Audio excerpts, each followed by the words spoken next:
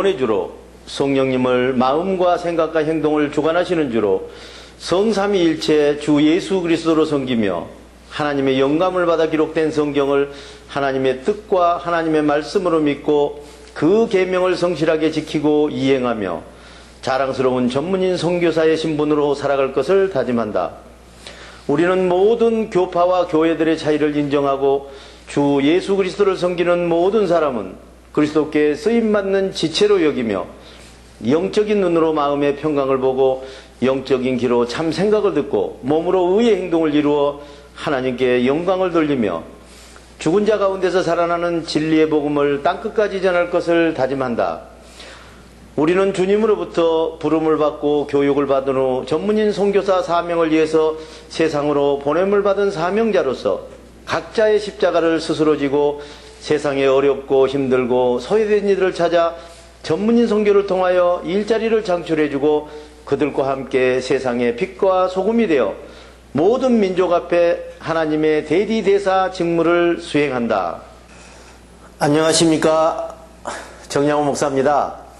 오늘은 마음에 요한복음을 심으라는 주제로 요한복음 1장 강해를 시작하시겠습니다.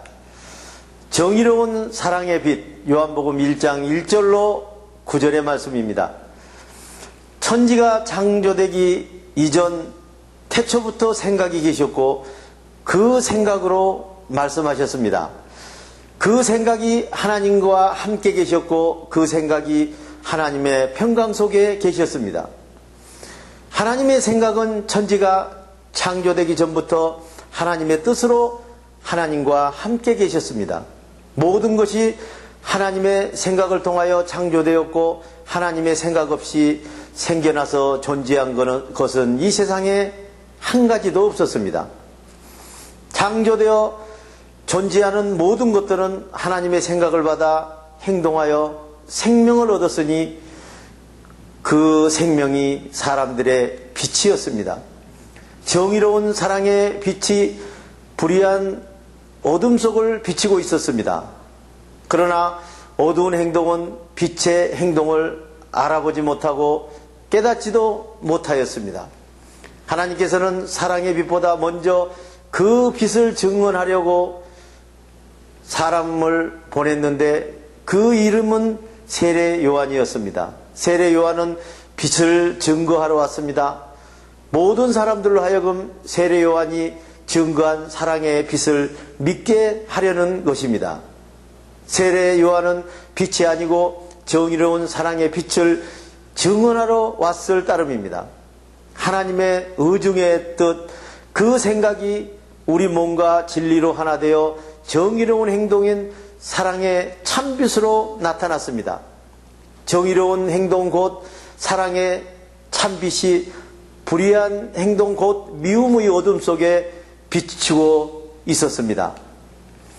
말씀이 육신이 되시다. 요한복음 1장 10절에서 18절의 말씀입니다. 하나님 의중의 뜻, 그 생각이 세상에 계셨고 그 생각을 통하여 세상 모든 것이 생겨났는데도 세상은 그 생각을 알아보지 못하였습니다. 그가 자기 생각으로 창조한 땅에 오셨지만 땅의 백성들은 그 생각을 믿고 행동하지 않았습니다. 그러나 마음의 평강을 소유하고 그 생각을 받아서 믿고 행동하는 사람에게는 하나님의 자녀가 되는 특권을 주셨습니다.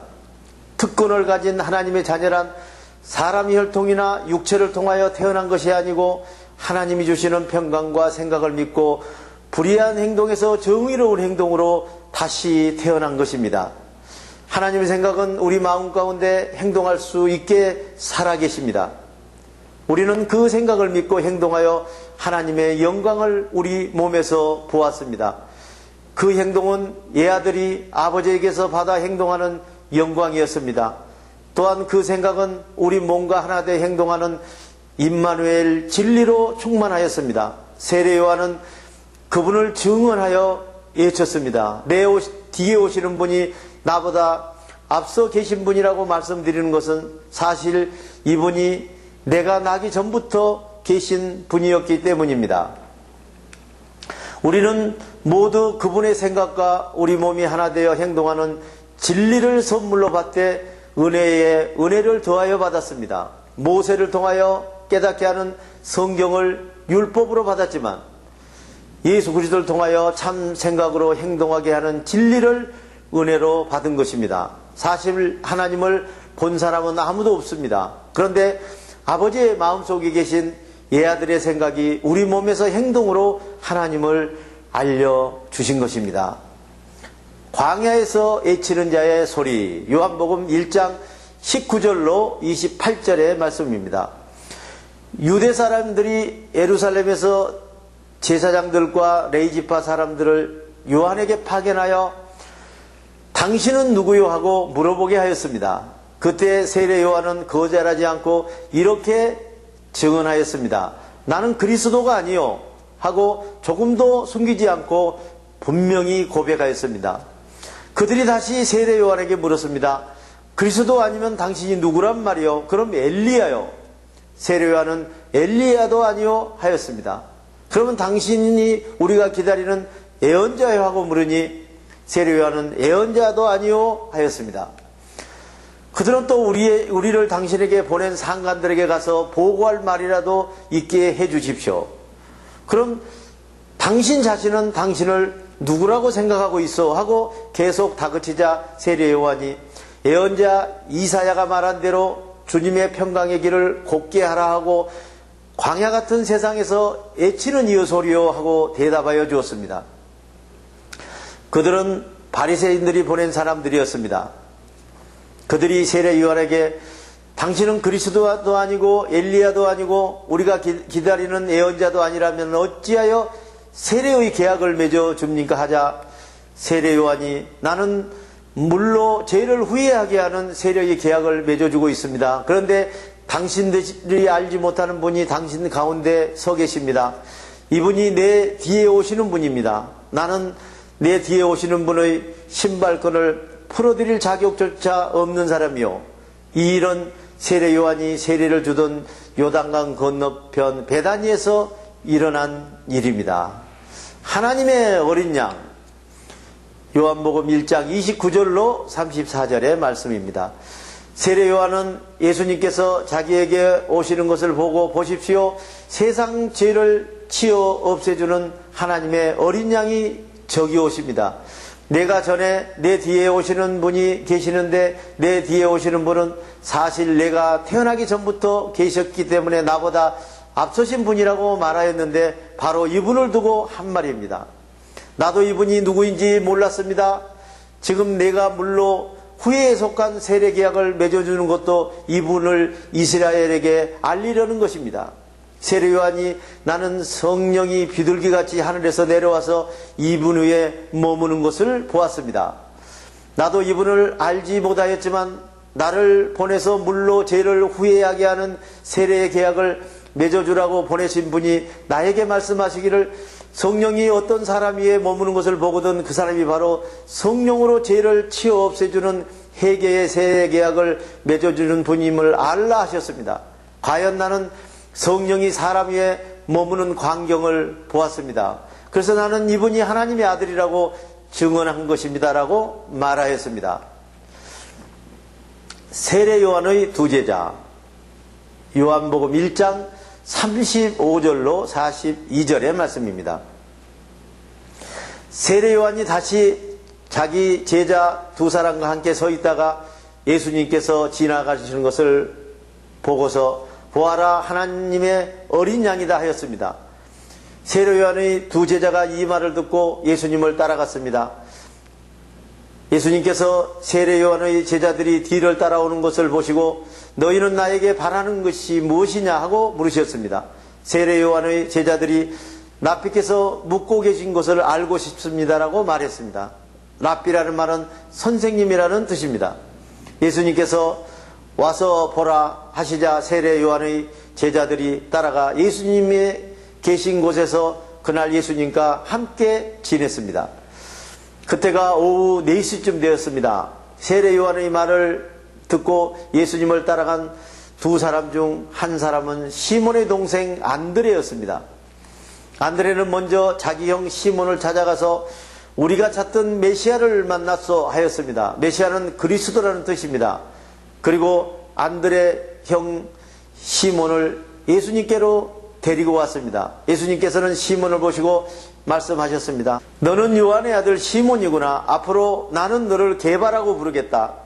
게바는 아람어로 바위 반석이라는 뜻이고 베드로는 그리스어로 바위 반석이라는 뜻입니다. 빌립과 나다나엘을 부르시라. 요한복음 1장 43절로 51절의 말씀입니다. 다음날 예수님께서 갈릴리로 떠나가시던 차에 빌립을 만나서 나를 따라오너라 하고 부르셨습니다. 빌립은 베세다 출신으로 안드레와 베드로와 한 고향 사람이었습니다.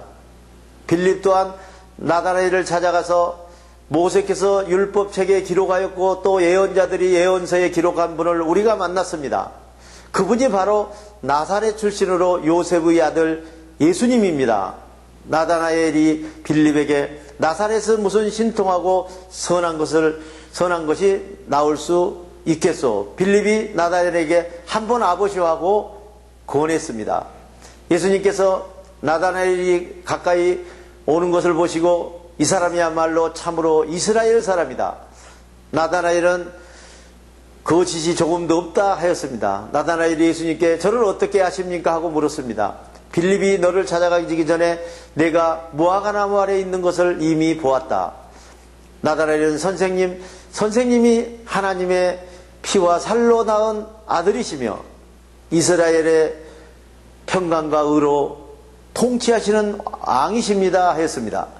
예수님께서 내가 너를 무화과나무 아래 있는 것을 보았다 하여 나를 믿느냐?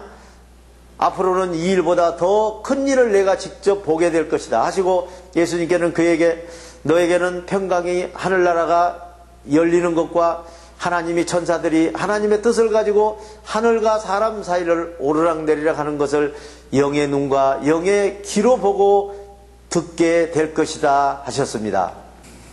대단히 수고하셨습니다. 주기도문을 하심으로 오늘 강의를 마치겠습니다. 하늘에 계신 우리 아버지의 이름을 거룩하게 하시며 아버지의 나라가 오게 하시며 아버지의 뜻이 하늘에서 같이 땅에서도 이루어지게 하소서.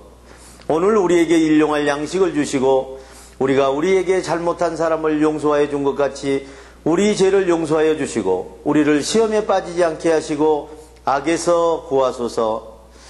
나라와 권능과 영광이 영원히 아버지의 것입니다. 아멘.